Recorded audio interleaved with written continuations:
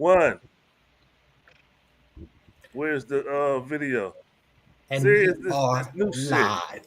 And This we new shit. are live. Oh, damn.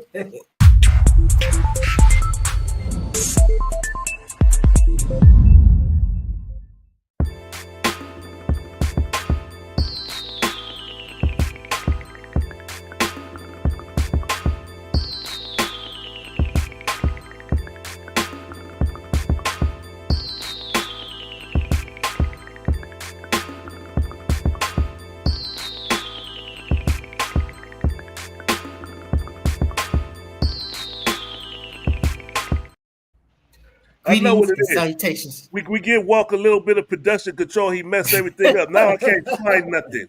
It's all Walk's fault. But anyways, greetings and salutations, Focus Up family. Welcome to the July 12th, 2025 installment of the Focus Up Show. We thank you for tuning in with us live every Saturday morning at 9 a.m. on YouTube and various other platforms, or catching up with us on replay. And we ask that you click that like, that subscribe, that bell, and share to support and maintain your weekly Focus Up fix. I am Mr. Nice Guy. Nice as in the word saint, spelled backwards. And today, The backward saint. the lovely First Lady J. What's going on with you in the minutes? You Alice today. What's going on with you, sister? We got Brother Walk, host of Sex Talk with Walk, every Thursday at 9 p.m. Now he's got the power, so he's got no excuse. We got Brother Afro Agnostic, star of those clips, those Afro Agnostic clips. Go check him out on Instagram, on YouTube, on TikTok, where all that stuff can be. And then we got Student X, star of Mutant Politics, back. You wouldn't take care of your business. There we go. Shout out to Brother JC, Focus Up founding member. We got Mr. Floyd X. I ain't calling him a boss today. I'm a boss. I'm not with that. It's never nothing. No. All right. And then we have infamous El Pooh, star of Spin That Back. Now, we were going to do Big Pun today, but some stuff came up, so we're going to have to push that back a week. So no Spin That Back, no Spin That Back today, but it's coming next week. Pause. So that having been said, First Lady J, how you doing, sister? I'm well, thank you.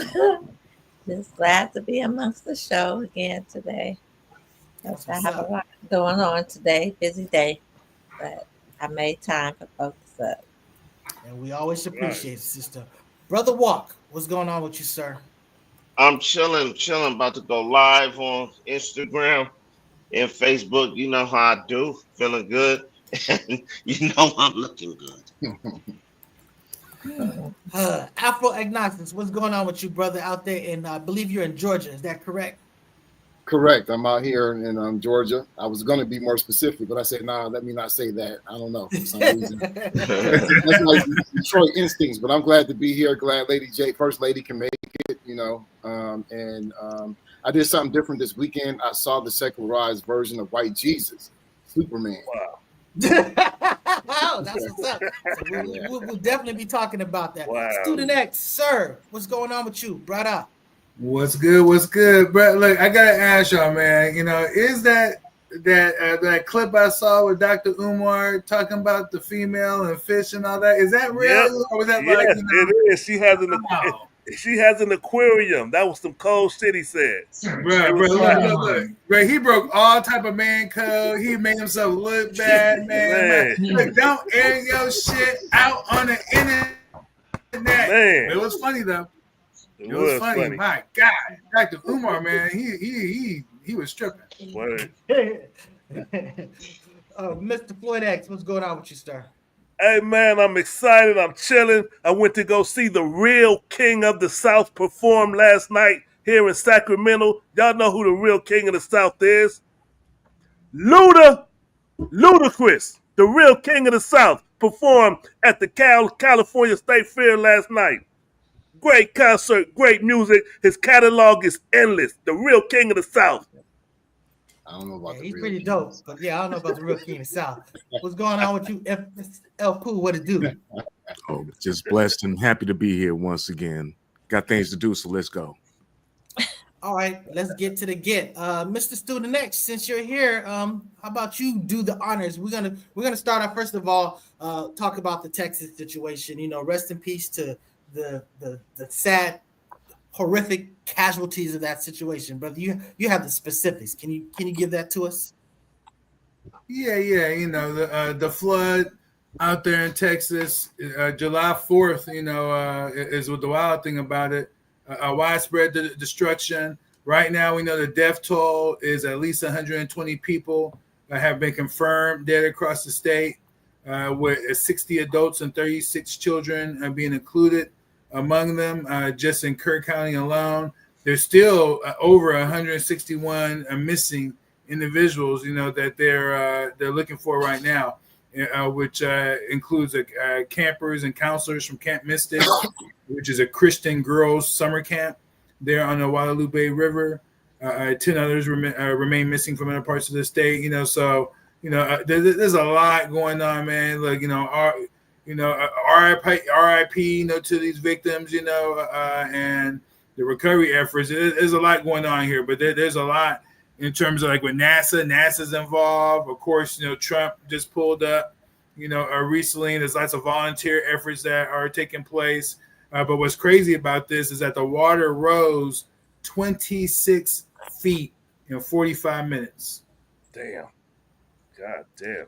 Now, Right. you know, these situations are often politicized, and they really shouldn't. You know, humanity should just be on some humanity that stuff. But you know, they don't get a free pass. They did all of this stuff with the wildfires and whatnot. You know, there's been a lot of argument that the reason why this played out the way it did is because a lot of agencies that would have been in place were, you know, basically doged out. So, you know, there's some blame on that end. So that having been said, it's sort of like with the pandemic. You can't disband the pandemic response team and then you get hit with one of the biggest pandemics, you know, of recent times. So, you know, that kind of happened. So I just want to put that out there.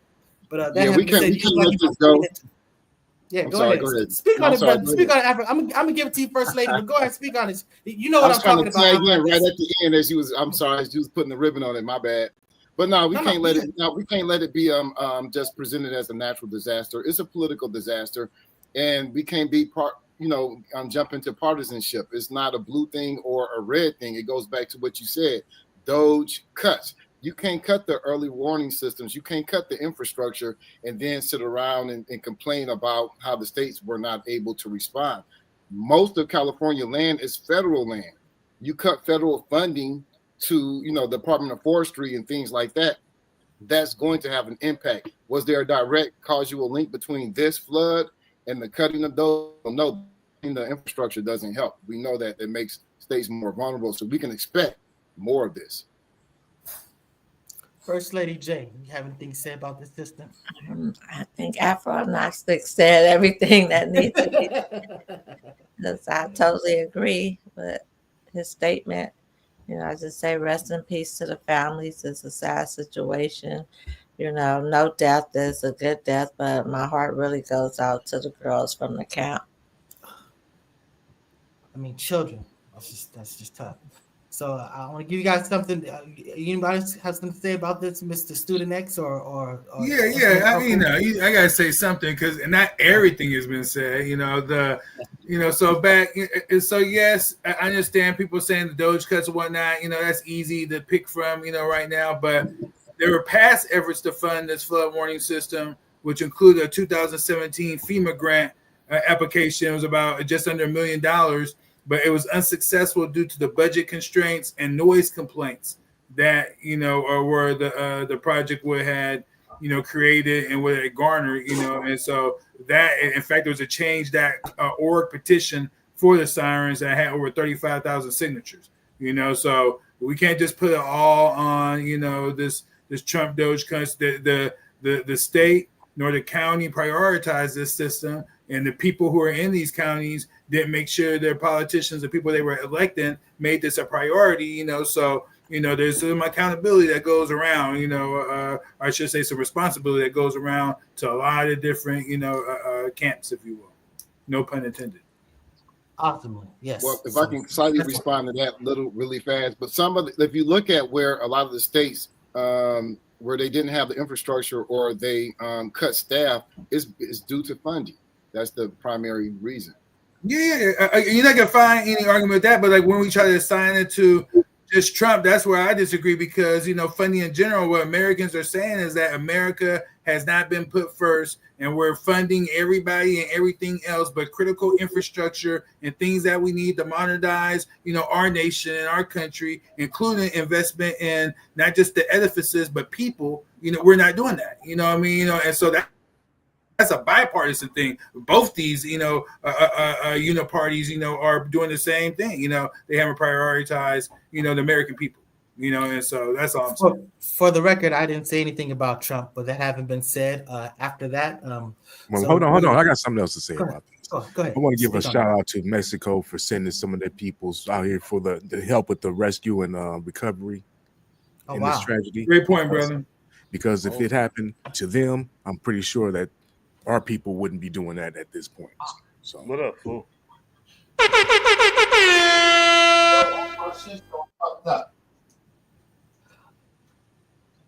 Okay, I'm just hearing something in the background, but that haven't been said.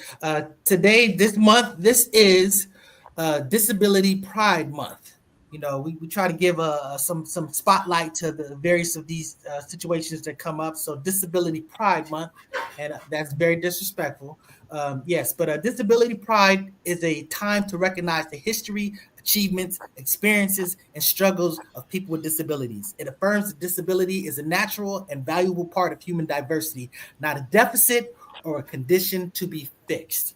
So again, when we talk about pride is just about being, okay with what you are, not being, shamed about it, just accepting it, embracing it, and moving on because you are what you are. That's just the reality. So salute to all of our people with disabilities. I mean, that's just how it is.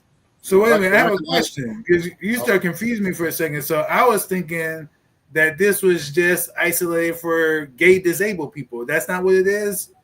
That is not. It is. So this is disabled people, period. This is not just gay disabled people, disabled period. Gay has nothing to do with it. It's literally the word pride. This is the problem. This is one of those things like, words have been like changed, from what they used to mean, because of how society has adopted them, and pride, I'm sorry, it's been hijacked. So they should just call it disability month, or something like that. It's been hijacked. I was confused, genuinely. Or be unconfused. You were about to say something, brother Afro Agnostic? Yeah, I was trying to think of how to respond to what Student X was saying, but the Brad Lomax, I just want to say he was a Black Panther Party member in San Francisco, and he was like the first to connect the Black Power movement with the disability movement. And there's a sister named Kalanji who I used to work with in the Bay Area who's disabled, and she kind of put me up on game on the challenges that disabled people face.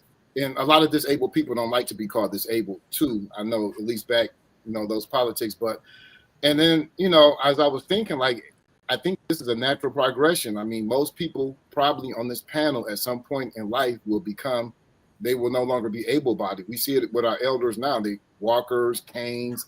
It's just a natural progression of life as well. So, we benefit when we advocate for them because we will be them at some point. Straight up. Yeah. Concur. Go ahead. And you got something to say about this, First Lady J? No, sorry about that. I'll just say someone's got a lot of noise in the background. I'm sorry, First Lady J. Go ahead. I totally agree. At some point we all will. I have a handicap placard, and I have it for multiple reasons. Did I ask for it? Did I want it? But no, I have a few disabilities, and one including my speech. Since therapy, since my surgery, having cancer twice, being cut, my neck dissected, it impaired my speech. I can't chew on one side of my mouth, with having lupus and only been able to walk so far. So, I take pride. I'm okay with the word pride. I do take pride because I don't let my disabilities define who I am as a person. So me personally, I understand what Mr. X is saying, that the word pride has been hijacked. But for a person with disabilities, I'm okay with the word. I'm not ashamed of who I am or what my disabilities are because they, once again, don't define who I am as a person. Dang, it's not clicking on it. Oh. That's what's up. Yeah, I can relate being colorblind and having face blindness. So that's what's up. Student X, I'm sorry, Mr. Floyd X, you got something to say about this? I had, but I'm being distracted by Mr. Walk. All that moving is messing me up. It's making me disabled right now. I'm trying to get the fucking show, man. Do this thing. It's fucking up. Nigga, help me out. Very professional. Go ahead.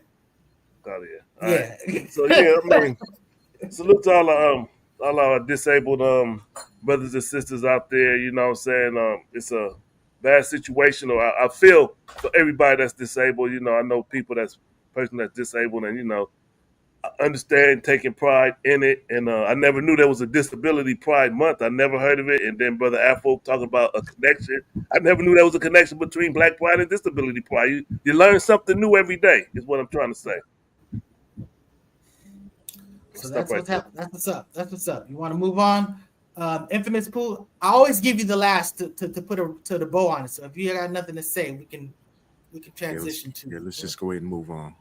All right. So now we've been pushing this back. We want to get to it. The sister Tiffany Haddish, well, she said that if you have more than two more than baby daddies, then that's a mental illness.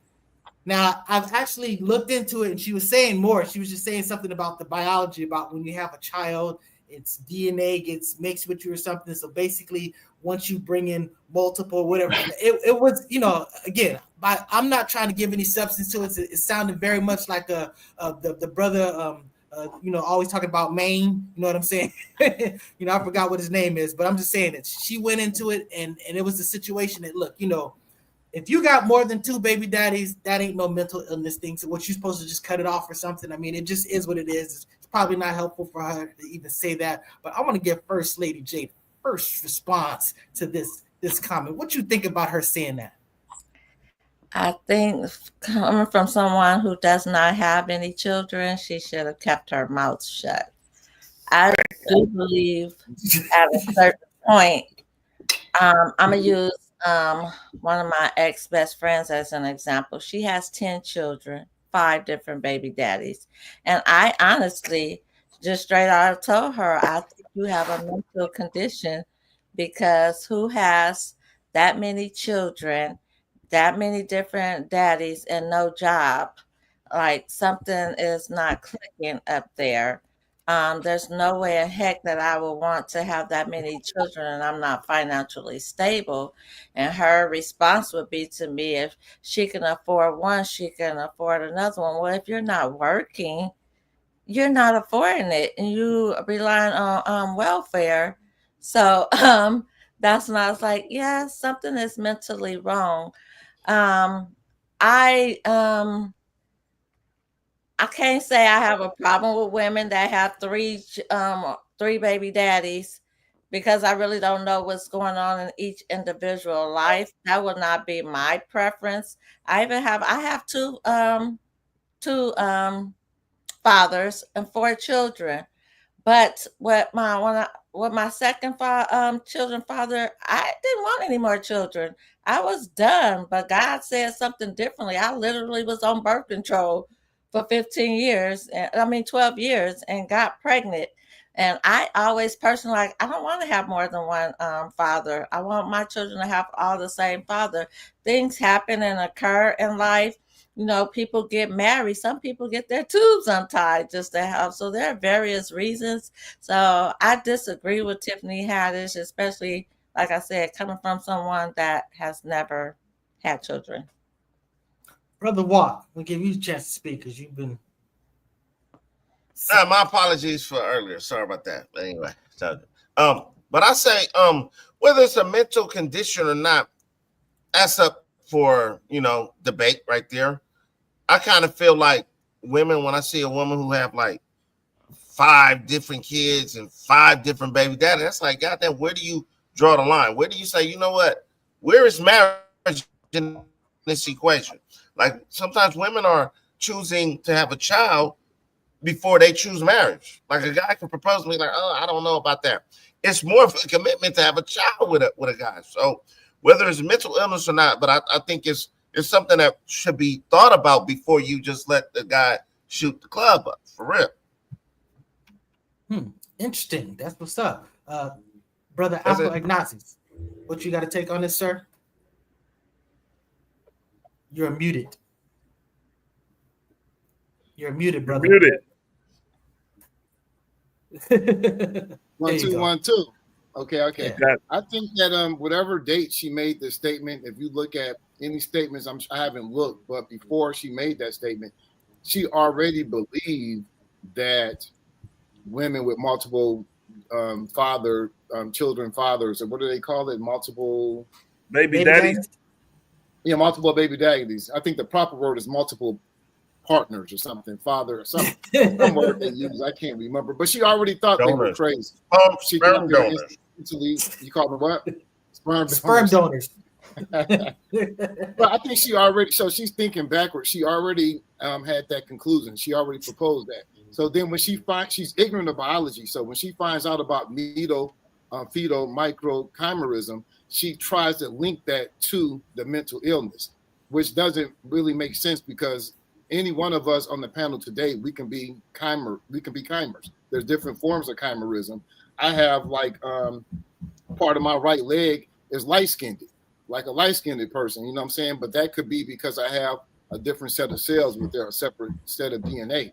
This can happen on the fetal stages or embryonic stages, blah, blah, blah. But amongst some mothers, some of the fetal tissue, some of the cells, they can migrate and get lodged into different parts of the body. But it's normal. It happens all the time. In fact, just to say, because of chimerism, a mother can be pregnant with a kid that she is not genetically related to at all. Wow. That's a different story. But she already presupposes this, and she kind of blames black women. It's like the old trope, the welfare queen and so forth like that. Brother Student X, go ahead. I can say more, but you call it a trope, huh? Well, look, dig this.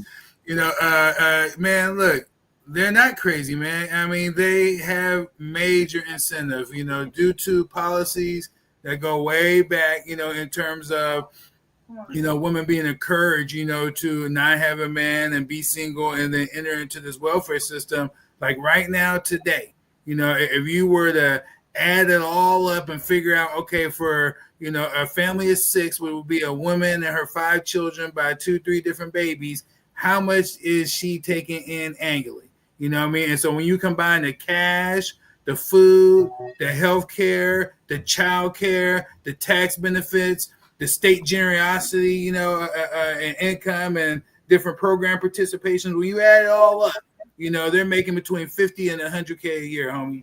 You know what I'm saying? That don't sound like no crazy ass woman to me. It sounds like, someone who decided to game the system, and, run amok. And that's what the asylum will do. You know what I mean? If, there's no responsible adults around, that will, discourage, situations from like this happening.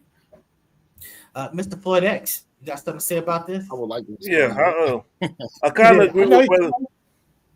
I know you do. I'm gonna come back to you, but I go ahead, Mr. I know you want to retort, but go ahead, Mr. Floyd X. Go ahead. What are you about to say? I kind of agree with what Student X was saying, but I don't look at it as a mental illness. I look at it as being irresponsible with your vagina. Awesome. Go ahead, Afro-Agnostic. I'll let you tie it up, Miss El Puba. What's your quick retort, Afro-Agnostics? No, I was just saying that what Student X is suggesting, I don't know if he's aware of it or not, and I know Student X is a good brother, but you're suggesting that there may be some type of, I don't know. To me, it suggests some type of deficiency, some type of something that Black women are lacking, because why would they pursue this as a way to get money? It's not a lot of money you get per child, like maybe $200 at the most per month. That's not a lot of money.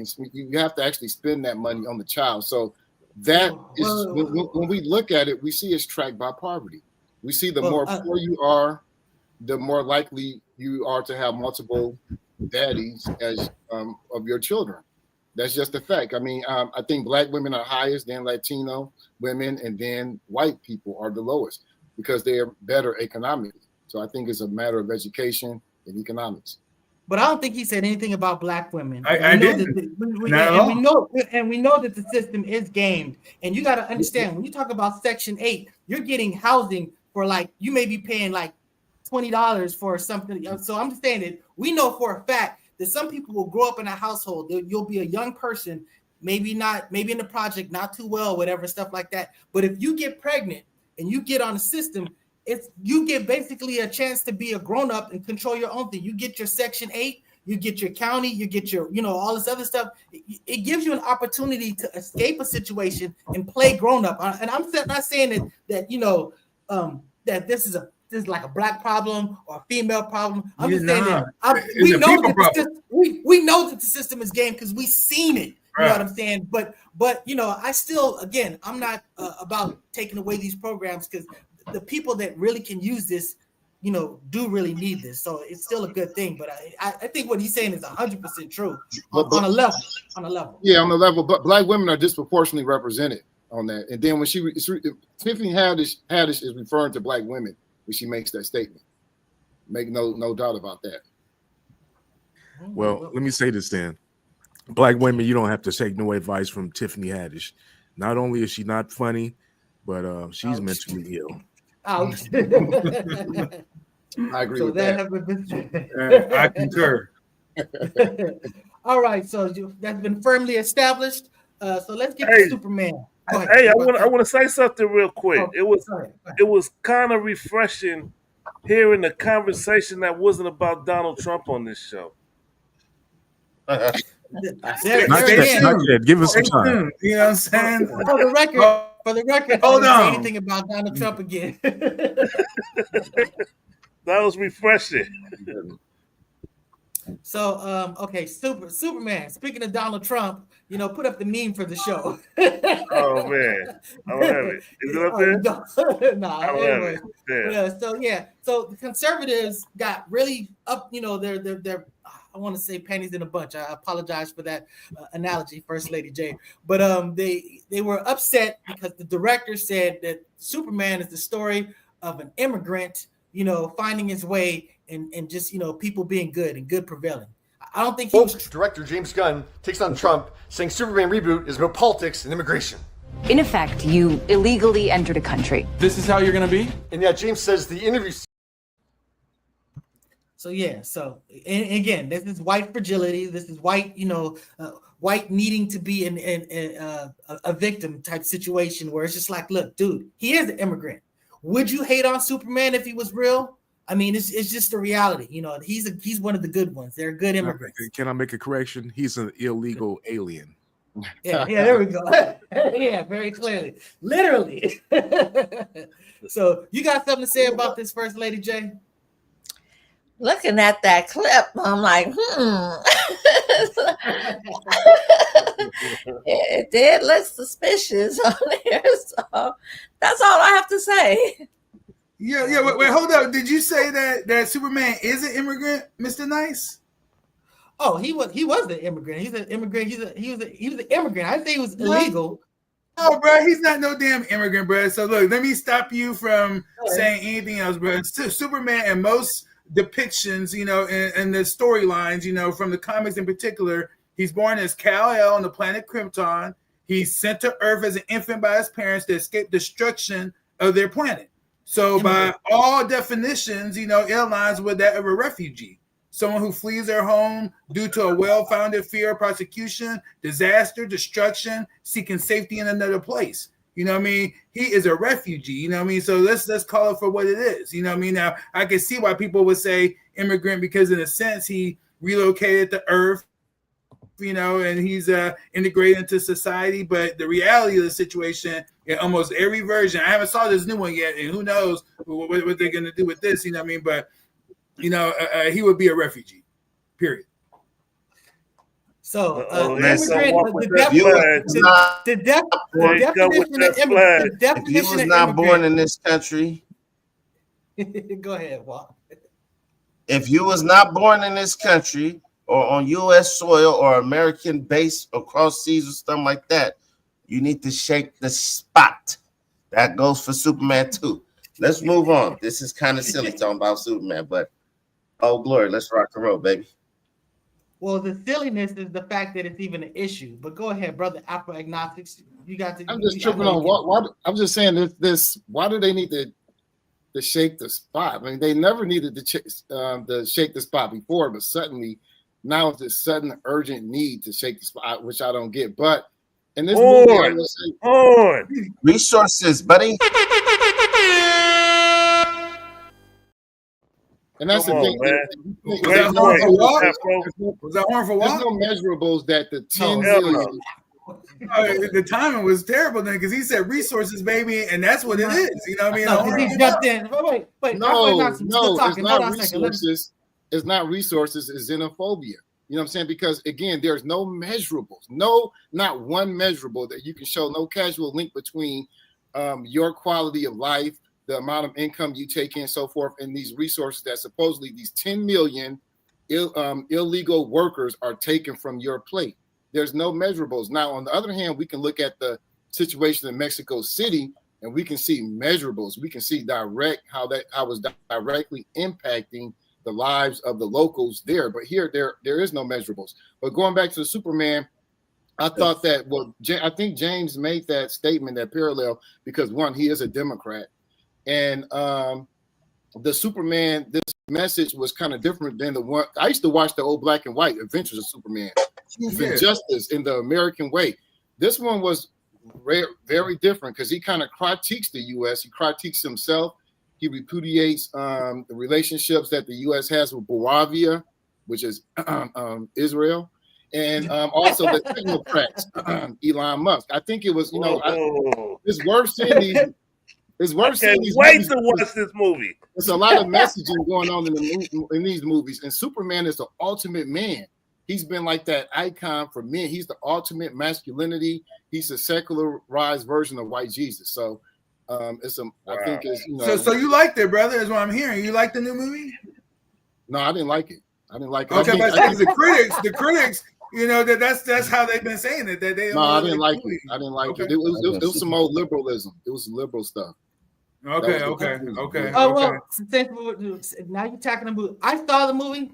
I saw it on Tuesday, by the way, and I thought it was very, very solid. I actually thought it was very good. I mean, really, there was a person that stole the show that I don't want to speak on, but I mean, he was amazing. You know what I'm talking about. So yeah.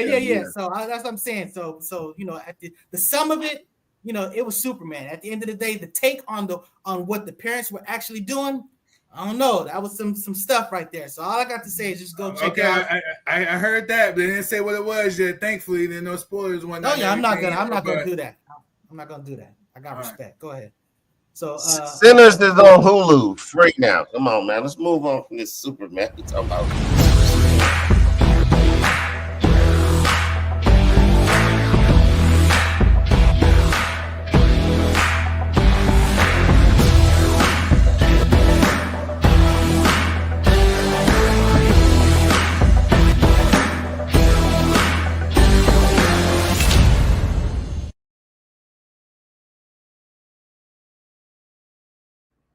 La Brea Trucking for all of your trucking needs. Hey, East son, Coast, I West see Coast, you West watch Coast, this, East Coast, son. North to South, South to West. Give me a Sign up for La Brea Trucking, a good old American-born country. La Brea Trucking.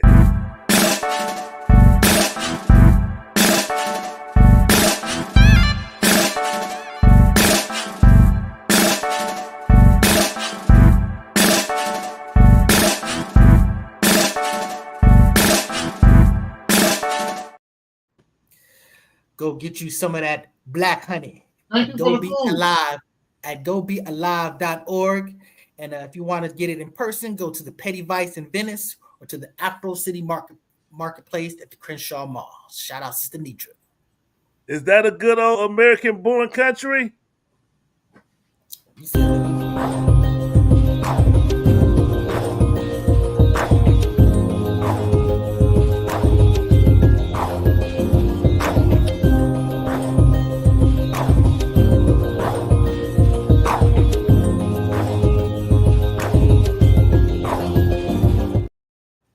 Score Bar and Lounge. If you're in the Sacramento area, 7123 Franklin Boulevard. Score Bar and Lounge, a nice environment, good food, good drinks. Check them out, good music.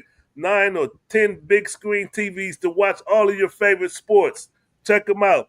And they are an American-born country because we got to get rid of all the immigrants like Walt say because we know they're going to take all of our jobs.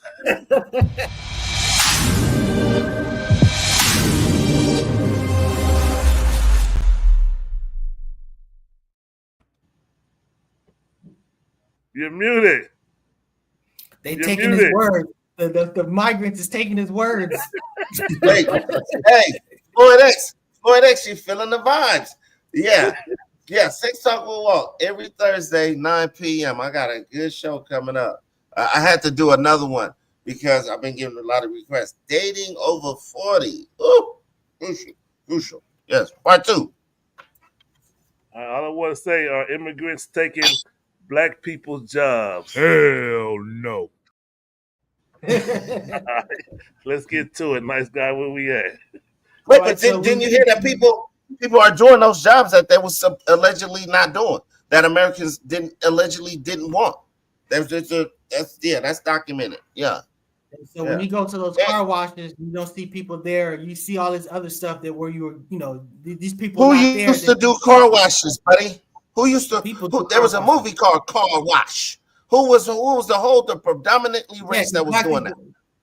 Again, because black people who moved on from car washes, are they doing it now? Wrong. That ain't what happened.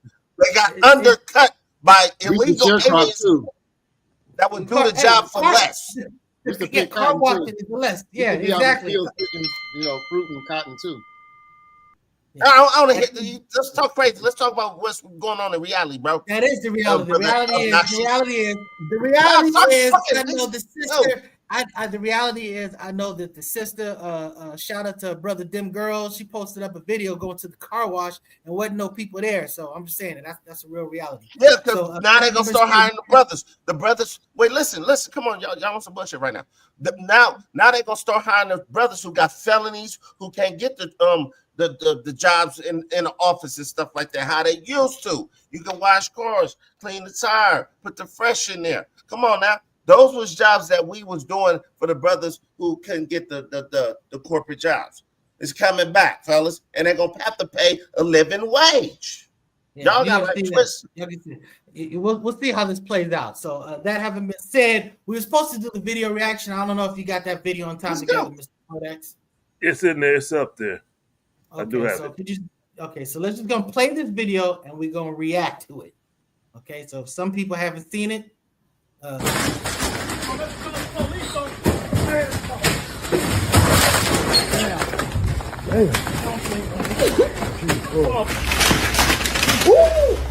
get the dude. Get the dude, man. What are you doing? Stop, get him, man. Stop, bro. You said it's over with.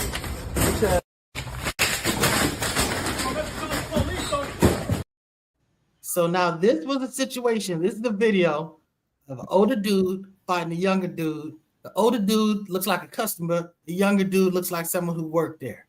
So we're gonna get your brother Student X. You ain't seen this video.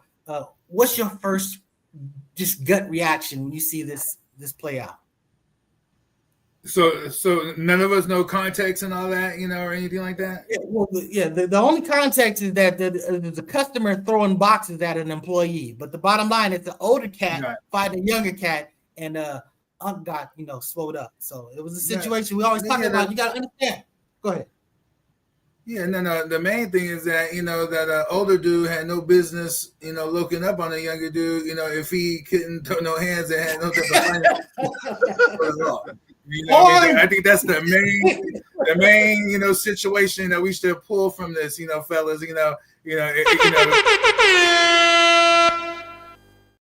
Do not let your mouth, do some stuff that's gonna get your behind in trouble. You know what I'm saying? So that's it. You might have said it all right there. Let me say this. Like looking at the video, obviously the young brother worked there. and then it's a big mouth older cat. We don't know. We just assuming. But you got hands put on you by the YN. Leave them YNs alone. Here I am. I'm a guy who uses the fist, but no mas. These young niggas, after I saw that, because you ain't gonna have me on video getting slammed and breaking the damn crate and all that. No, no, no, no. I'm only fighting 45 and up. I got all their things. What you got something to say about this, brother? Afro-agnostics. I just concur with Walk and Stu Nick said 100%. I mean, and try not to hit the. I mean, you can't fall. You got to stay on your feet. You know, that's all I was saying. He lifted him off the ground, though. First Lady J. Sorry, I got distracted. I want what's the lesson from this system? Keep your hands or crates to yourself.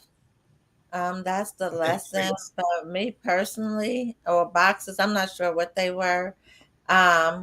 I personally would have to just walk away because of the respect that I have for the elderly, and not all old people get beat down. I've seen some older people that it was vice versa. So I would just try to walk away. But if the person kept coming for me, then that's when I would react using my hands. That's just me personally because of the respect I have for the elderly, even though he didn't look that old.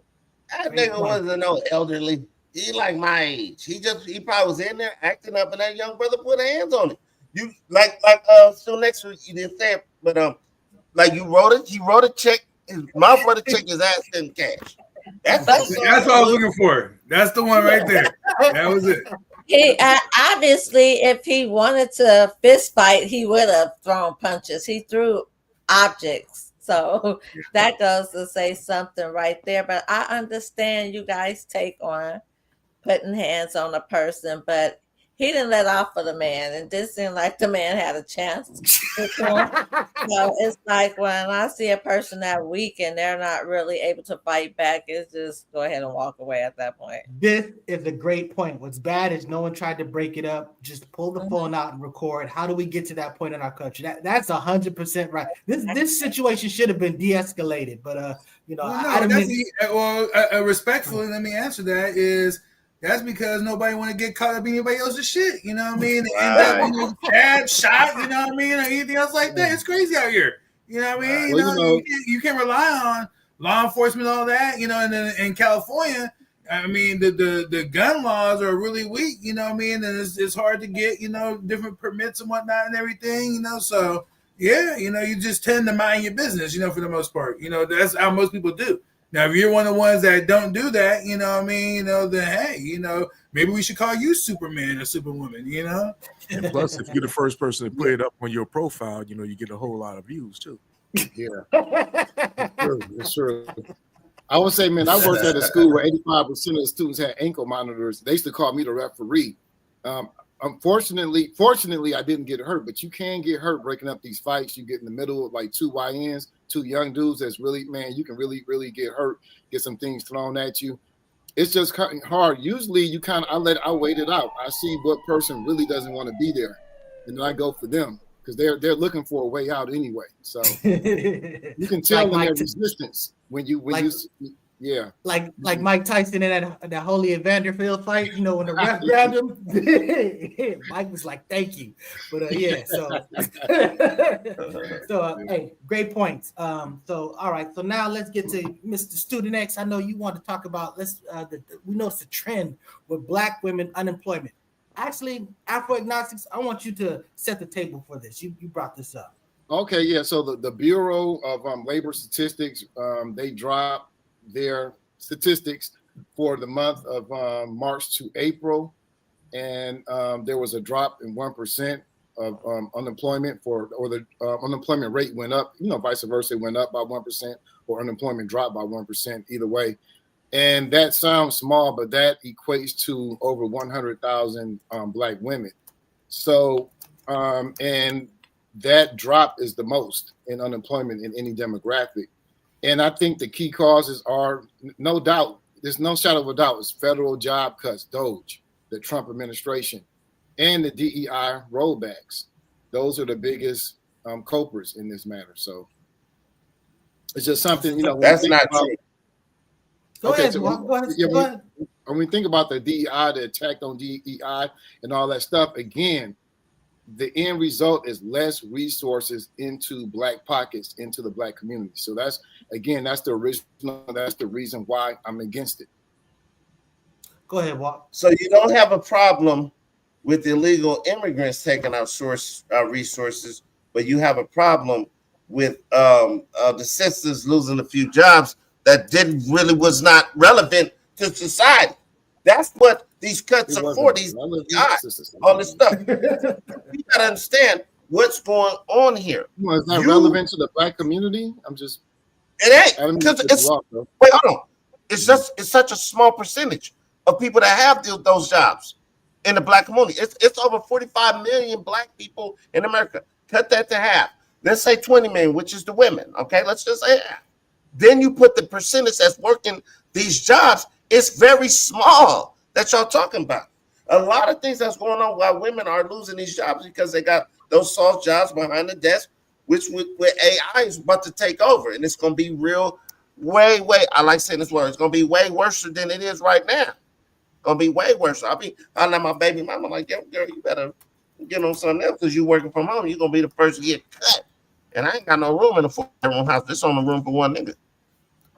First Lady J, I'm gonna let you speak on the student next. But First Lady J, of course, you probably should have gone first.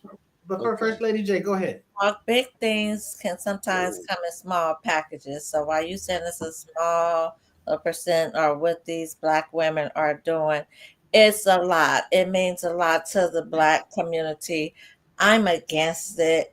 As far as us trying to find something to do, I keep different levels of income for myself from multiple reasons. And it is sad, it is unfortunate because, you know, I'm in a huge sisterhood group with over 4,000 women in there. And it has affected a lot of Black women within the group, you know. And it's sad because I'm not hearing this from other women that I socialize with from different races. So I'm already aware of it. And even just being in the medical field, a lot of offices are trying to use AI as front desk receptionists. And even my job, they mentioned it, and I'm fighting against it. I'm like, so long as I'm working here, and I've been here 26 years, I'm going to be an advocate for my people, not for a machine or AI, because there are a lot of things that we all think that AI is capable of doing that they're not, meaning that's going to be accurate for us. And that I'm in the midst of fighting with my bosses against that. Like, you know, look at the whole reality of it and look how you're taken away from families just because you're being selfish on feeling like you're saving money, but when in the long run, it's going to hurt them in the end. So I'm just I'm disappointed at the unemployment rate for these Black women. I am a Black woman. I'm in the medical field. So there are a lot of things that are taking place and a lot of changes that are being made that it may affect me as well. But I'm a stand, what's the saying? 10 toes down on it. That's what's up. 11.7%. That's Black women that's working in those jobs. Quit playing. That's significant. Go ahead, student X. Yeah. So first, I want to start by just acknowledging the obvious. You know, it's very low hanging fruit, and it is relevant. You know, in terms of when we look at these DEI, or in terms of the layoffs with the sisters, the elimination of DEI roles. You're right, sure, that's played a role. One could say systematic racism and labor market inequalities. You know, there are recession indicators already taking place. I'm gonna touch on that here in a little bit. You know, but I think in a broader context, when we really look at this situation, we have to, consider some other, roles, that are playing a factor in why the sisters are getting laid off, and I'm gonna start back with what I just mentioned, which is, I believe this is the beginning of many different sectors in demographics being laid off. If people don't understand like the economic standing of America and the challenges that debt brings about and whatnot, and the headwinds that are coming our way and that are here present right now, the financial, restraints and concerns. I don't know what to tell you. People aren't looking at this, but this is only the beginning of what's taking place, But the other thing that I wanted to bring up, the fact of just how significant like these losses are, because it's not like our women, if you will, when I say our women, right? Let me put the air quotes, to keep it real, but they make up, sisters, make up 80% of the primary breadwinners of their households, in the Black community, so you're not just, this isn't just impacting just a single individual, a whole family is being impacted by this trend. So now, instead of just sitting back worrying about, okay, well,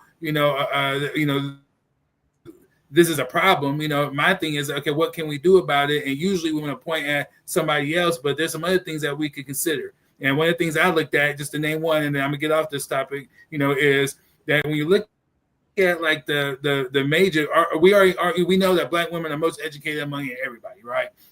But among the degrees I was looking at, the majority of them, are in like, lower earning fields, at the end of the day, not the STEM disciplines, at all, like 7% of Black students overall are majoring in the STEM disciplines, so a lot of these fields that, that sisters are getting a degree in are social sciences, public service, administrative roles, and these are going to be and are in lesser demand, and some of these DEI roles that were there, some have argued that they just wasn't necessary. And as they try to start trimming things back and cutting things back, a lot of things are going to impact our community. So we got to make provisions and start adopting new strategies, if we're going to, mitigate these circumstances.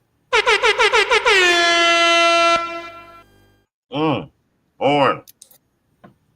So, yeah, go ahead. I was giving you a space. I was giving you space. Go ahead. Okay.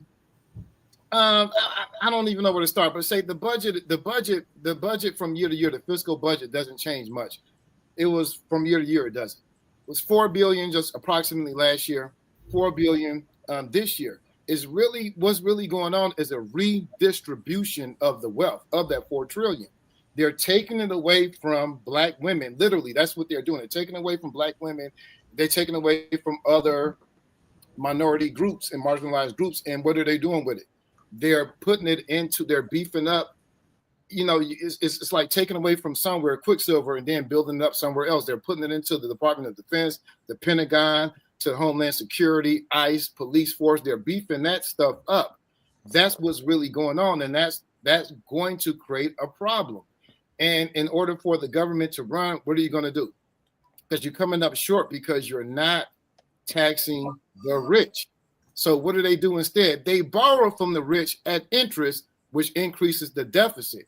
It's not a fiscal thing. They just don't want to tax the rich. And that's the problem. So who gets the burden of that?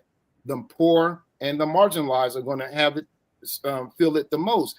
And I don't know if anyone on the panel has ever read books by women scientists, because sexism in science is one of the biggest complaints that they talk about in their books, as far as how they became scientists and the challenges they face as women, like Rosalind Franklin, the discoverer of her X-ray diffraction stuff helped to figure out the shape of DNA. She did not receive the Nobel Peace Prize for it. Maurice Watkins and all that, the other races do, they got the prize. it's not like this is an example of sexism, and taking money, resources away from women doesn't help to deal with sexism. Yeah. I don't. For the record, I don't disagree with damn near anything you said. You know, I'm not arguing against that point. But I'm saying they're taking money from housing, from SNAP, from welfare, and all of these things, from diversity, and they're just redistributing it and putting it into other things. That's all they're doing. I'll say this. I've always said this. You guys are both right, because the Student X is talking about what we need to do on our side, and you're talking about what they need to do on their side. And I agree with both of those. Yeah, but the thing is that we can't expect, we can rely on the unreliable.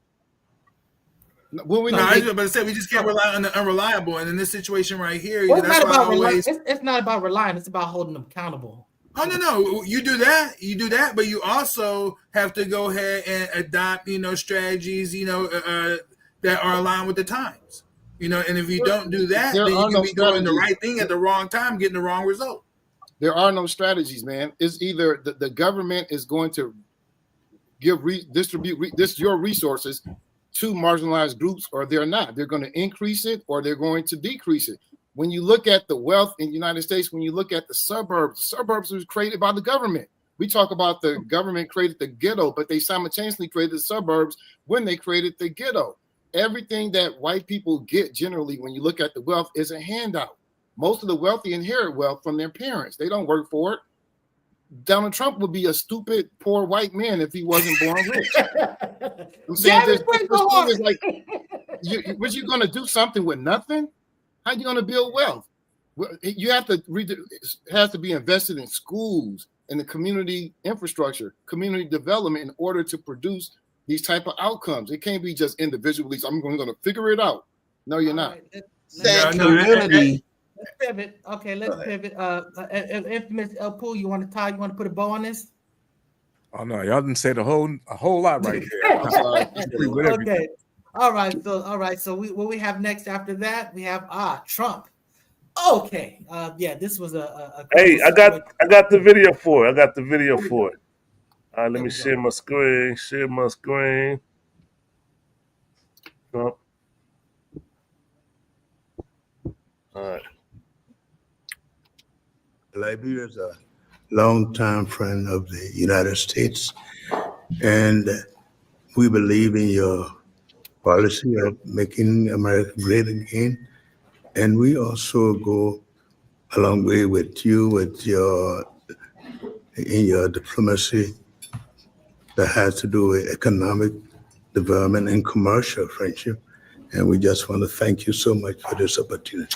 Well, thank you. And such good English, such beautiful. Where did you learn to speak so beautifully?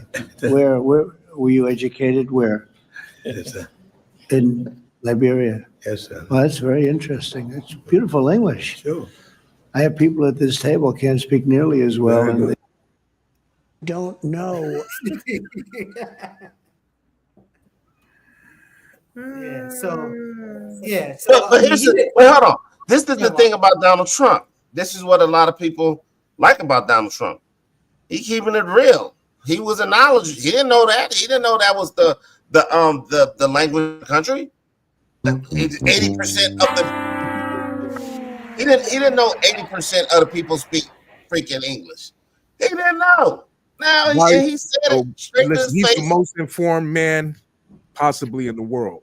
Why wouldn't he know? Never been. If he knows more than anybody in the history of the world. Well, obviously not, right? Obviously not. Stop claiming that you have a high IQ.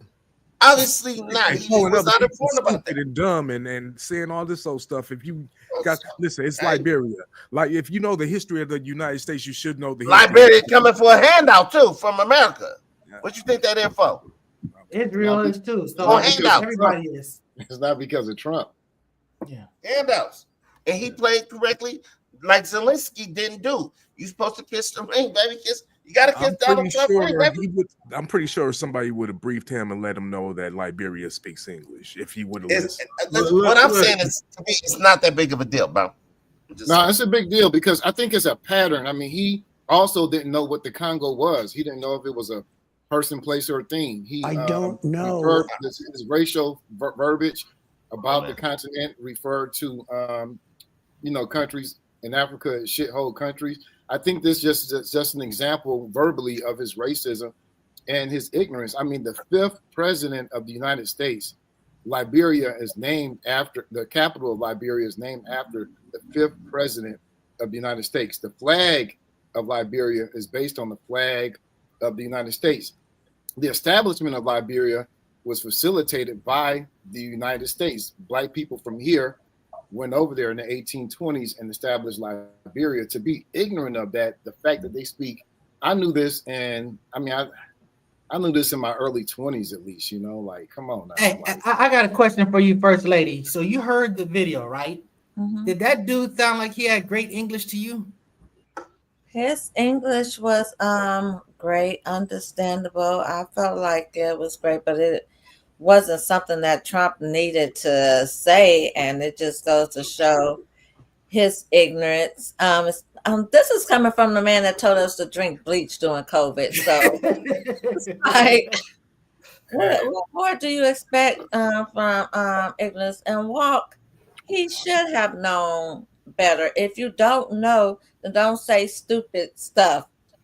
Why? But that's what he does. That's what he's known for, his ignorance. And so, you know, They about to win the Nobel Peace Prize.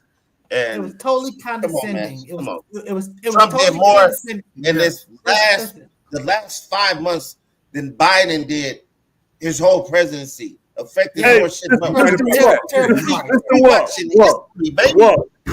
Do you consider yourself an apologist for Trump? No, hell no. I'm not apologizing for nothing. How can you keep defending him so much? If he do something wrong, I'm gonna say the shit was wrong. I remember when I wanted to see the mugshot. I remember that. Remember we was doing them shows. If somebody's speaking some broken up English and I'm sitting there because they black, oh, you speak good English. Where did you learn your English? And I'm looking at him. He like, and I know in the Liberian president head, he was like, motherfucker, English is our first language. Dumbass. That's what he wanted to say. But like what you saying, he sat there and kissed the ring. Oh yeah. Look, I got 2 points. I got 2 points. I'm gonna make when y'all done, man. I'm trading with Liberia. I want to hear Stu next. Go ahead. Instead of giving them a handout. So look, the 2 points I want to make, you know, is first and foremost is that, you know, any of us who have ever been around a bunch of Caucasians, especially ones, you know, who are educated, the ones, you know, who haven't been around a lot of other, you know, brothers, you know, in particular, you know, you're going to hear some stupid shit, you know what I mean? But depending on who you are and how you handle it, you know what I mean, really distinguish yourself. So the Liberian, you know, brother, to me, he didn't handle that smooth OG style like how the kid has handled it through the years. You know what I mean? You know, I can think just recently where I had a gentleman just randomly say that he thinks black people have beautiful teeth. You know, you're talking about how white the teeth are and whatnot and everything. Just random ass comment. You know what I'm saying? So I was just like, you know, like, can you give me a little more context? You know, how did you handle it, Mr. Smooth? How did you handle it? I just told you, you know, so I came in, I was like, so look, you know, so why don't you give me a little bit more context and tell me a little bit, you know, give me a better understanding about, you know, what you mean by that, you know, the teeth. And he's like, oh, it's just, you know, like, look at my teeth, you know, my teeth are not that terrible and whatnot, but when I see, you know, black folks, you know, a lot of their teeth are really, you know, clean and white and, you know, really good, you know, and so then I just, you know, just let it roll off like that. But we hear stupid things. But let me tell you something. With Trump is about respect a lot of times, you know, and I think he was lightweight clowning in this situation because anyone who knows anything about Liberia understands that their leadership, you know, is worthy of criticism. Liberia's population lives in poverty, 70% of their population. 83% are surviving on less than $1.25 per day. Corruption and governments, you know, are synonymous. Back when they had the war, remember they had a civil war back in '89 to 2003. You know, since then there's still calls for accountability. You know, there's been an establishment of the War and Economic Crimes Court. There's rising drug use, especially among the youth. You know, 2 in 10 use narcotics there. There's high-profile drug trafficking going on inside the country, poor infrastructure, health and education. I know we're going to blame it on the white man, aren't we, Afro? We're going to blame it all on the white man. But the bottom line is that, you know, right now, that's Liberia needs to do better, you know, than what it sounds like an American product. Yeah, I mean, but the point I'm saying, we can debate the cause of all that, whether it's internal or external or a combination of each thing. But that's kind of irrelevant to him making that statement. It was racial. It was condescending. He assumed, the assumption was that all black people speak, in a familiar type of black accent or African American vernacular English, or I mean, it doesn't escape the fact that it was racist and it was ignorant. That's the only point. That I'm more offended by how the Liberian president handled that situation than I am about Trump. But that's a power dynamic. Acting like how I would something have power, just like on your job. If those white people were not in power just by virtue of being white, you would probably handle it different. If someone of lesser power said that to him, he would respond differently. But that's subordination. That's the people in Liberia are subordinates and a subsidiary of the U.S. government. The people don't even want their leadership that's there. Because of the challenges that still exist there, and how for a long time there's been this elite, those that have it in Liberia and those that don't have it, and the people are highly upset about it, and there's probably going to be another revolution out there, sooner than later. Let me just remind you too that Liberia wasn't established initially as a country; it was established as a colony. Right. Yeah. Sure. My problem with all of this is that you're talking about like side issues. The number one head-on issue is the fact that why did he even feel the need to even offer that up? It's intrinsically racism. And not only that, when you talk about, you brought all these dictators, you interacted with all of these foreign whatever, but when the South African shows up, you want to show him this video about Preston, all this. My point is that he takes black people to task, whether it's their English or whether it's Trump, their policies. in that situation, Trump did not show black impotence or white power. The brother, again, in his response, how he handled that shit, he showed us, that it was a poor representation for the community. He mishandled that situation, and it makes us look whack. So again, I'm more mad at the brother than I am Trump, bro. Please, Trump just doing. And you're saying that because he didn't stand up. I agree with you, Student X. I think you're pissing off our viewer. B Greater said because he's a racist, and he wrote it in all caps. When it's in all caps, they're angry. You're pissing off our viewer. But look for B Greater. Again. Student X, I just want to make sure I understand. So you're saying that the black dude should have bucked up to Trump? Is that what you're saying? Well, yeah. But what I'm saying is that, so for example, so the president comes with me like that. Oh, your English is so good, this and that, whoop, whoop, you know what I mean? And so then, it's going to be a real clever clapback, you know what I mean? I'm going to cite some of the history of Liberia and whatnot and everything and let them know that, sir, were you expecting me to speak Spanish? You know what I mean? Here in Liberia, we are, after all, a colony, of America, and many of the people who came here, spoke English, and we still get a support from America, a lack thereof, which explains some of the trauma and the challenges that we have. I mean, I would have came like that, you know what I mean? But, diplomatically clever, cool. Not like how he came. Well, student next, can I ask a Trump question? would have bombed his ass. But go ahead. Can I ask one question, brother? Yes, once you realize a person is mentally not all there, you don't really want to argue with them, do you? I mean, bro, that's still. I mean, the thing is, as president of the United States, you have an opportunity there for Liberia. I just cited all the concerns that are going on out there. You know what I mean? So again, represent for your people. You know what I mean? And the people. And to me, if the people had a lack of confidence in that guy prior to this news conference and this incident, after this incident, it should be at an all-time low. They should be overthrowing his ass right now. He got to go. You know what I'm saying? Let me say this, I'm tuning in from a lot of channels. I'm on Instagram Live. I'm on Facebook Live. A former guest, KG Saddam, he said what up to us. And then on Instagram. What up, KD? I got baby mama tuning in. Hey, what's up, Lioness? What's up? Mr. Don 38X is in the building. Yeah, we're just doing it.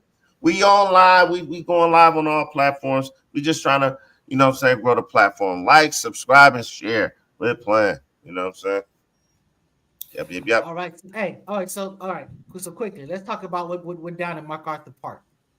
ICE, basically, you were at a park, bunch of children playing.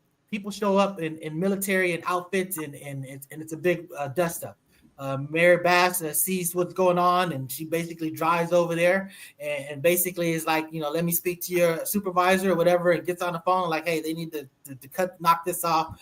So, it's a big dust up because they're saying that, look, you're not going after the criminals, you're going after the children, playing at the park and stuff like that, So, and one of the pushbacks, what the other people are saying is that they raided like some weed farm or something like that. They literally had like not only just illegal people working there, but they had children working there. So then the other side is saying, oh, so you don't want ICE to do something, to stop, child abuse and stuff like that, but you're worrying about this other thing. So that's the situation. Passing it off, First Lady J.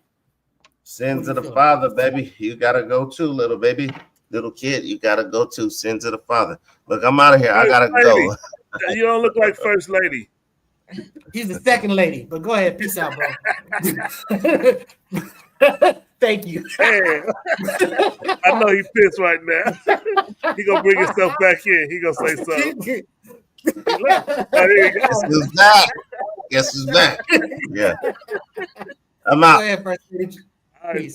It's always a sad situation for me when children are involved. Just being a mother and the nurturing part of me is disappointing. And then from my understanding with the MacArthur part, that they didn't even detain anyone. And, it was during a camp, summer camp. I was completely baffled by that. I felt like, at some point you guys have to draw a line when you're doing these raids. Like, honestly, we're wondering at any time if they're going to come raid our office. Because I see this happen to a lot of medical facilities now.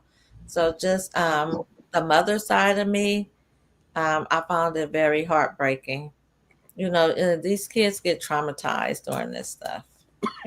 You bring up a great point. Before I forget, these ICE outbreaks and situations. They're not just impacting illegals; they're impacting legal. The legal migrants as well, because it's like a concern. It's like black people telling you, hey, there's a checkpoint on Rosecrans and such.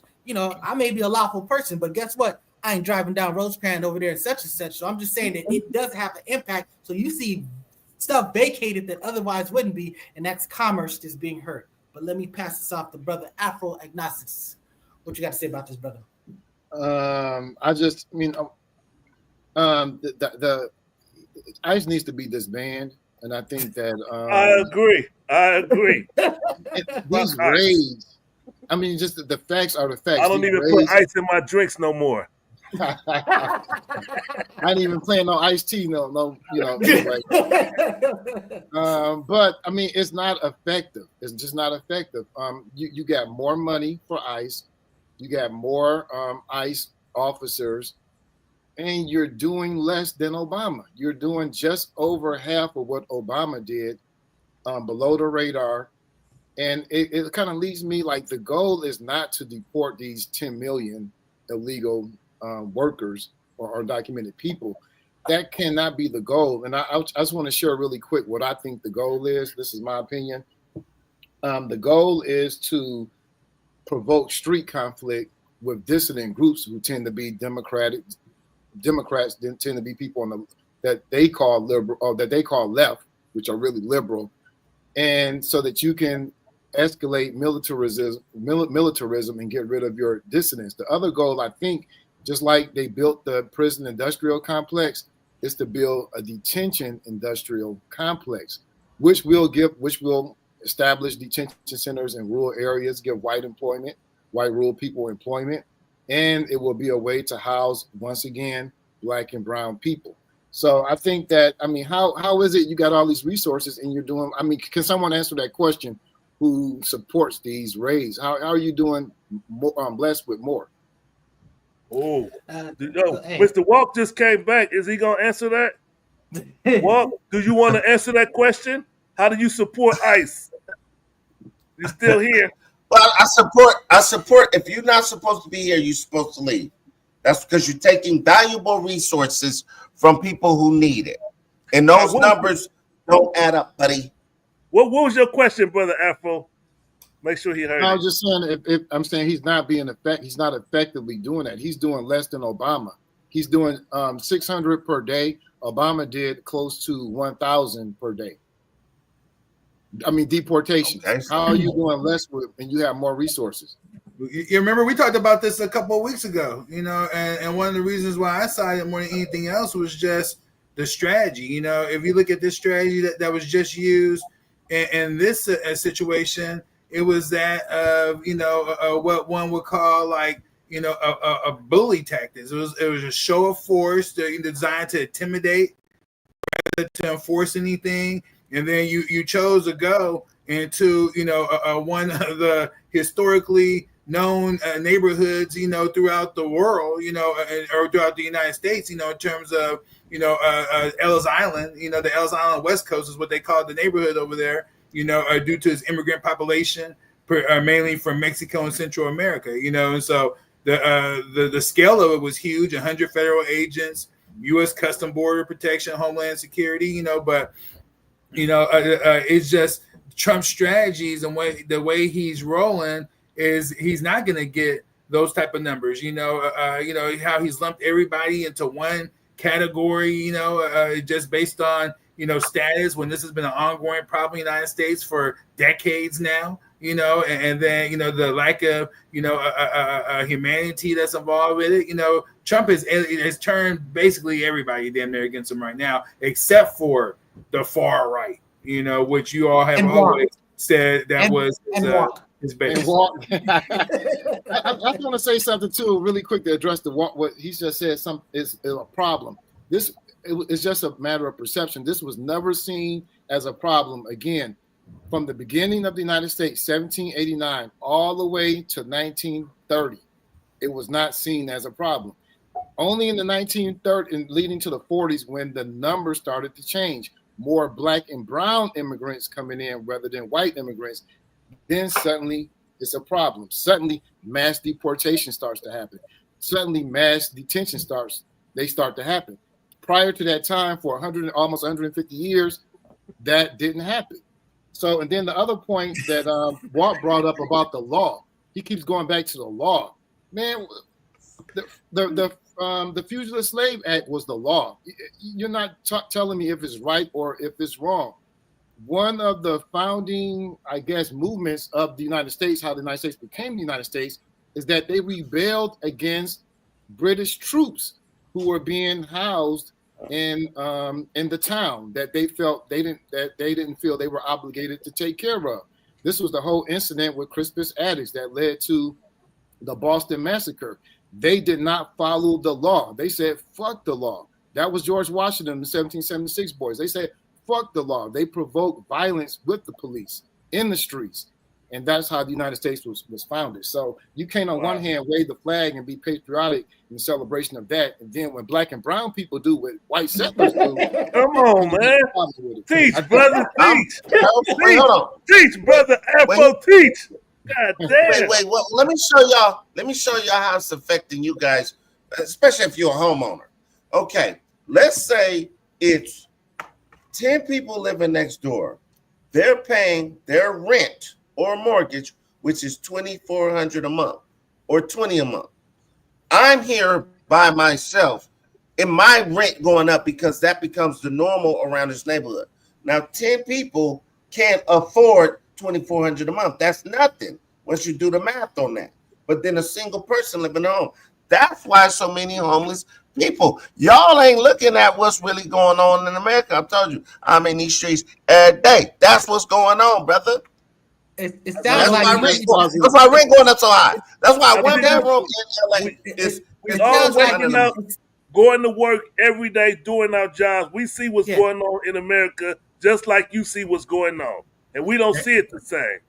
I don't see it the same as you walk. Hey, it looks to me like you need some more people. You get addressed homelessness by. Walt's bringing up the next topic: the Mexico protesting Americans. Wait a minute. You know what? Wait, watch this. Since you're talking to us, The leading cause of that problem is I do have. Wait, hold on. Wait, let me say this. Let me say my stupid ass show. Go ahead. I do have a number you could call if you want to come live with me for the summer because it's gonna be hot. I'm taking in people. The number is 1-800-976-7070.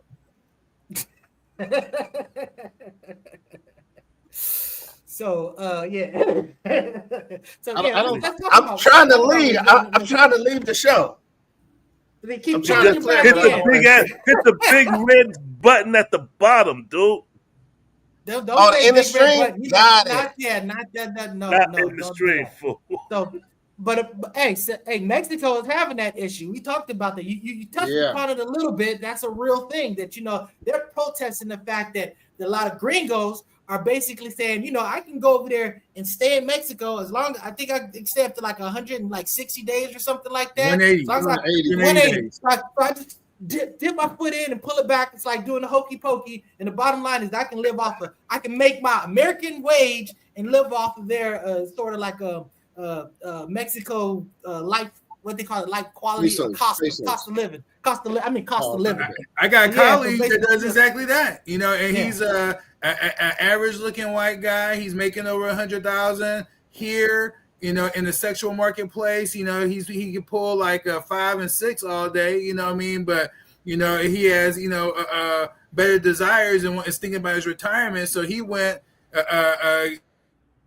opened up a practice, on the border and goes lives in Mexico in a nice luxury hotel, for a couple thousand a month, on the beach, you know what I mean? And now he has dates only 9 and 10, for the local girls and having a good time, you know what I'm saying? So, it's a thing, and then is it a big problem because like with the Mexicans over there, they're saying our grievances are skyrocketing rents, rising food prices, displacements of our locals from neighborhoods that we've always lived in, like in Roma and Condesa, because primarily these are isolated to Mexico City, which is of course the biggest city in all of Mexico. You know what I mean? So but yeah, the affluent foreigners that are coming in and taking advantage of the lower cost of living. This is causing problems there, and so there's a growing a group of people who are saying, hey, you gotta go. It was hundreds of people in the street, on this issue.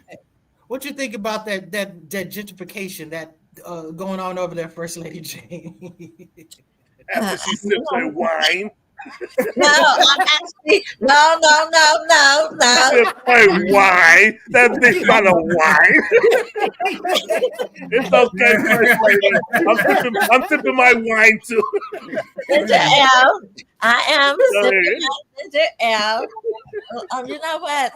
I had 2 cruises and I was heading back to Mexico, and I was like, I need to stay because when I look at this, I'm looking at hurtful people do hurtful things. So Mexico, they're hurt right now. Good point. So I understand where they're coming from, and then they already feel like a lot of us are not standing in unison with them. So I feel where they're coming from, and I'm gonna stay right here in America. Be greater. Yeah, you know what? Honestly, I got a coworker who's basically, he's an attorney, but he lives in Vietnam. But he does all his work for us, here. So he gets basically here wages and lives like a king over there. So you know what I'm saying? That's just the world is the situation now that just they call them digital nomads. Yeah, digital nomad. Yeah, that's what's up. So yeah. Well, I just want to say, man, I've been to Mexico several times, and Mexicans love black people. I can tell you, they call me chocolate. I'm just, just telling you. But, straight up. But this is like that around the world, a lot of places, believe it or not. They'll come to try to touch your skin and stuff and everything. Believe it or not. I feel more accepted I feel more accepted than when I'm in the United States. Just when I'm outside of my community, when I'm in Mexico. But I'm glad you brought the word gentrification, because this is really just global gentrification. It's not an anti-immigrant thing like some people on the right try to frame it, because there are a lot of immigrants there. There's Chileans, there's Guatemalans, there's they're not against them, but they're against the mainly white folks that come down there and drive up the rent, drive up, the prices of everyday basic needs. So that's exploit their communities. Exploit their community. Wow. Yeah, exploit their community. Gringos. To me, the gringos, and this is the real difference between those who complain about immigrants here, is that they have real metrics, real measurables that they can show you the direct impact that the presence of these gringos are having on the local economy there. Yeah, because they're making things more expensive over there. They're actually making things cheaper over here. Because the average person from the United States that's working there, the digital nomads, the remote workers, are making like almost 3 to 4 times more income than the locals. Yeah, don't be that to me, that makes you a big target. I remember me and my wife went on a cruise to Mexico. We wasn't getting off the boat because they was like capturing people and doing all type of stuff. And I understand that black people don't make good hostages, but I ain't trying to be the first. So, better places to go. The city is just a little more grimy. It's better to go somewhere else, like I ain't getting off the boat. You didn't get off the boat in Mexico. I ain't getting off the boat. My wife is talking about going back there next year. I'm not getting off the boat. Man, they love us, man. I'm telling you. Oh, yeah, it's wonderful I'm down gonna love y'all from the boat. You know how they be cheering, and I'll be like, I love y'all too, bro. I ain't getting off the boat, bro. Wow. So, and then last topic, we're getting to it. Okay. Should women be saving themselves for marriage? I mean, this ties into the whole situation because I don't understand how you distinguish women. If men shouldn't be saving themselves, it doesn't work. We're accessing the same pool of people. You know what I'm saying? Women can't be saving themselves and men not. You know what I'm saying? So let me speak on it, man. Go ahead, bro. Let me speak on this, man. All right, listen, man. I understand there's the manosphere and the other side to the different sides, but here's the hardcore reality, man. I almost ended the show right Break there. it down. Hardcore reality. Mm-hmm. A man wants a woman who is at least untouched. Every man, if they had the choice to take a woman who was touched by another man over a woman who wasn't touched, they're going to take the woman who wasn't touched. That's the bottom line. That's not true, man. The man going to be like, I want that. We don't. So you're saying you want a woman who's experienced, that knows how to give oral sex, knows how to lay it down. That's what you want? Yeah, there's a lot of dudes like that. That's crazy. They don't want to. They don't want to be trained or somebody. But then they also not necessarily about commitment, too. You know what I mean? Maybe in terms of maybe monogamous. You know what I mean? So if the woman you choose to wait, let me get some clarity.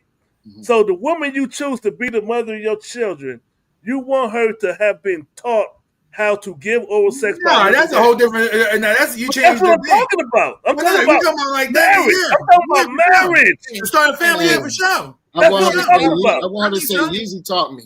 Yeezy taught me. I don't know. People get married for different reasons. Okay, you talking about the Kanye West album. Yeezy taught me. I remember that. No, people get married for different reasons. But if you're looking for, to start a family, then not only that's what I'm I talking think you're about. looking at. I think that for sure you'd rather her have a lower body count than a high body count. At the very least. You know what I mean? So I'm not wrong with what I'm saying. Fit, feminine, friendly, things of that nature. But yeah, I don't think you want her to be a whore. The subject is listen. The subject is, should women save themselves for marriage? Let's focus on that. Should a woman save herself for marriage? Meaning not have sex with other men. Hey, and Mr. Floyd X, when you hire somebody for a job, do you want to teach them everything, or you want them highly qualified, knowing what the hell that they're doing? Depends on the job. Because there's certain jobs, a job of a wife, only I could teach you how to be my wife. I'm the only one that could teach you that. Why are you be greater? I love this guy. I'm the only one that could teach you how to be my wife.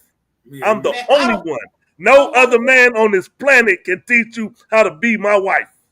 I don't want to have a conversation with someone who only knows arithmetic. I want to talk with someone who understands trigonometry and calculus. First Lady J, what do you think about this? Okay. Should a woman save themselves for marriage? Okay. Come on, First Lady. I can't wait. Okay, take a drink. Take a sip. Take a sip. Before you tell us, take a sip. It's just well. This is my take. If you are a virgin, absolutely, because you don't know what you're missing if you've never had sex before. So that's one thing. But if you've had sex before and you plan on and you want to get married or not married and so forth, like, yeah, you need to dabble a little bit because you know what sex is like and you may not be happy with the noodle you're getting. So wow. Happy with the noodle. Wow. You better test drive that car. That's all I'm saying. Go ahead. You about to say something next? That's a very good point. Now remember that 666. You know what I mean? A lot of this is based on mythologies and just subjective things. Like you want a woman that's untouched or unused or her body count. I mean, it really. What does that even matter, man? You got one woman who she had one man, but she had sex with him 1,000 times, or a woman that had 10 boyfriends and had sex with each one 20 times. I mean, this whole thing, like there's mileage on the vagina. And then, who does that benefit? That doesn't benefit the women. What women having sex just to please men, or are they having sex to please themselves? Why should they deprive themselves of sex for decades? I know a sister, actually a few, because of Christian religion, their version of Christianity or whatever, they and this is all purity culture bullshit, man. They saved themselves for over 10 years just to have sex with a dude who reached his peak in 3 minutes. I mean, it's just a waste of time and a waste of your life. I mean, these are I gotta commend them. That treat women as commodities, man, like to be sold and traded. It's kind of like a sheep. I don't want a sheep with blemish and this and this and that. It's, man, look, in these type of cultures, you just keep going. Not next thing we're gonna get underage girls now because you go get child brides. Now you're going somewhere else. That ain't where we going. We talking about grown ass women. Absurdium reductivo or whatever. That's where. I understand what you understand. But let me give you a little bit of pushback. Pause. Mm-hmm. So when you go into the grocery store and you picking out fruits, do you just grab anyone? Me? No. Yeah, you look for the one without blemish, right? Correct. Yeah, I'm just saying that it's just how it is. So it's just how you define what the blemish is. That's a real physical blemish. The blemish that we're talking about is like subjective. And then going back to what First Lady said, I mean, women, their vaginal canals are different. So she's with Floyd, and that's the only penis she's known. That might not even be a good fit for her, but she don't know anything else. So you're basically saying being the only one that matters. It's the only one that matters. She needs to get a sample size of different penises. It's the only one that matters. If both of them, you don't need to try different sizes. Well, you make a great point. If this is all that each of them know, then that's all that they know. But the reality is that look, there's fits, and I'm just saying that there's some people that probably shouldn't be with other people. This is just not going to work. Sometimes it's personality, sometimes it's literally fit. So I'm just saying that there's something to be said to knowing what it is that you're working with. Again, I think it's go ahead, First Lady. I'm yield. I don't want to cut you off, but I just have to say this before I forget. In all honesty, my true opinion is women should not save themselves. And I say this, being a woman, let me tell you why. Being a woman, being around so many other females that did that, and they became sexually suppressed, and this is why, because they hear other women sit and talk about the performance of men that they've been with, the They size. got the wrong friends. No. And so now you got these women like, dang, well, my man not doing this. I thought I had it good. And then you have some that start reading those Zane books. And even though it's a book, they're like, okay, so there's more to it than what I have. And so then I'm just telling you guys from what I know, and what I've seen. And then you got women stepping out because now they're curious because they never been with anyone else. And so they thought they had their little prized possession, but sitting around these little women, these gossiping women saying, that feeling is different. You got different shapes, you got different, so you got this, and that. And I've witnessed women get very curious and like, damn, I was always taught to save myself, but maybe I made a mistake. And they become curious. And that's just. I like the statement too. Greater just said, he's just the piggyback on First Lady. If you can put that, yeah. Women should save themselves for marriage if men are prepared to do the same. Right. And the men are not prepared. Men want the variety. Footnote. I will say this. Women have more exposure to fallout than men do. I haven't said much of this topic. But still, let me say this because I'm gonna try to encapsulate what Nice Guy just said. Yes.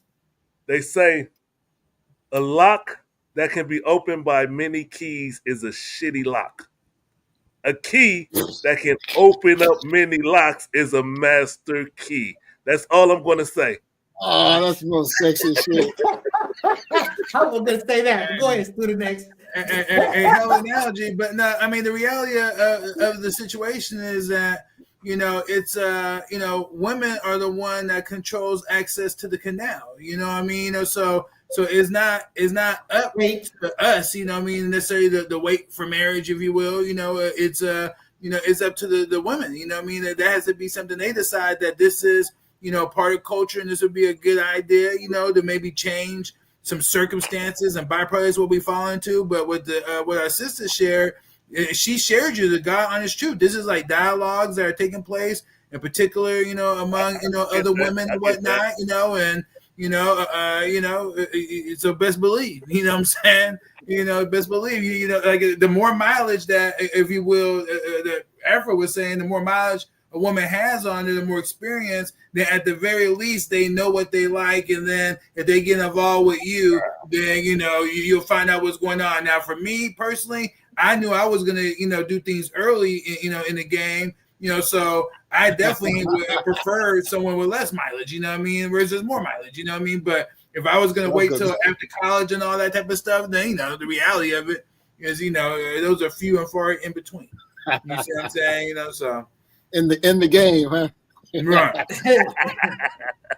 So this topic turned out to be a lot juicier than I anticipated. Yeah. But when I said fallout, I just meant that women being able to get pregnant, and then me and Afro agnostics were having a debate in the past when I was talking about men are more likely to transmit venereal diseases going from men to females than females, whatever. So I'm just saying that women are much more exposed to the ramifications of sex. So I agree. I got a picture that illustrates, Yeah, let's not do that. My grandma was from Coldwater, Mississippi, though. She used to tell me when I was young, she said, "Young man, don't get married. Sow your oats. Sow your oats, young man." Now she told that to the men in the family. She didn't tell that to the women in the family, but go out and. But that's important. Oh wow, I see that. Yeah, because I think it is important, though. I think it's important to sow your oats, get experience, find out what you like, because you don't want to marry just for that reason. Test drive that car. Drive that car. Yeah, I think biologically too, it's hard to suppress. It's hard to suppress. This is my guidance, to the woman out there. You know what I'm saying? You know what I mean? I'm gonna picture, describe, how I feel. 1,000 words. Wow. I think.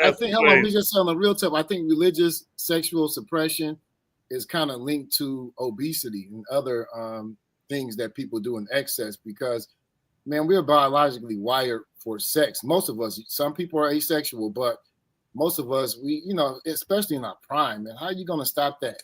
How you going to, you know what I'm saying? Like, I what think you gonna do? Eat more well, you're right, drugs? because when with these priests, you deprive them of something that they shouldn't be deprived, they start messing with these boys. People go to jail, they can't basically do whatever. You know what goes on in jail. I'm just saying that the water finds its level. So there's something to be said about just back away, let nature be nature. Nature be nature, and things will probably play out better. And the one thing I would say about men, real quick, this last point is that with a man, when you allow, them to have, more, sexual freedom, if you will, then they tend to perform a lot better just in general and whatever they do. Whether it be basketball, you know what I mean? Whether it be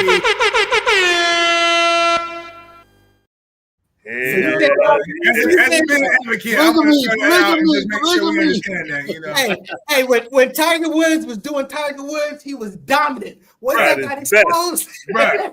You know what I'm saying? He hit his first say, "This is so disrespectful."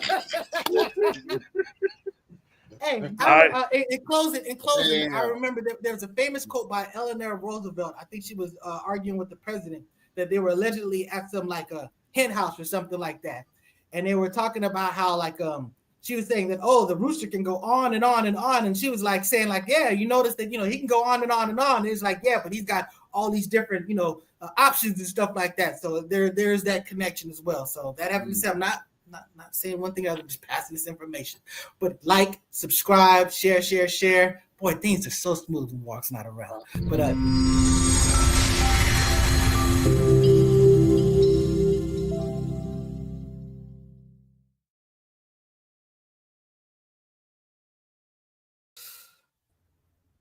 and we are still live. It did not end. Still live? Oh, yes. God damn. I don't know what's